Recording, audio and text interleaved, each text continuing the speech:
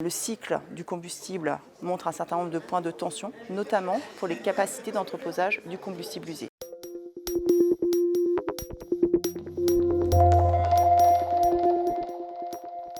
Le terme cycle du combustible désigne l'ensemble des activités de gestion du combustible nucléaire, depuis donc sa production, sa fabrication, jusqu'à son entreposage et son retraitement. L'ASN examine périodiquement les choix industriels qui sont faits par les exploitants, EDF, Framatome, Orano, Landra, du point de vue de la sûreté et de la radioprotection.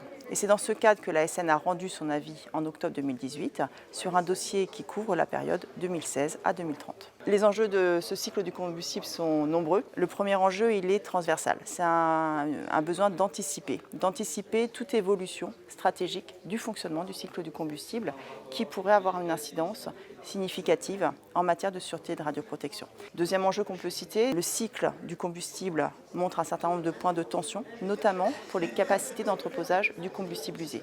Ce combustible usé provient donc des réacteurs nucléaires. Ces combustibles doivent être entreposés avant leur retraitement dans les usines de La Hague.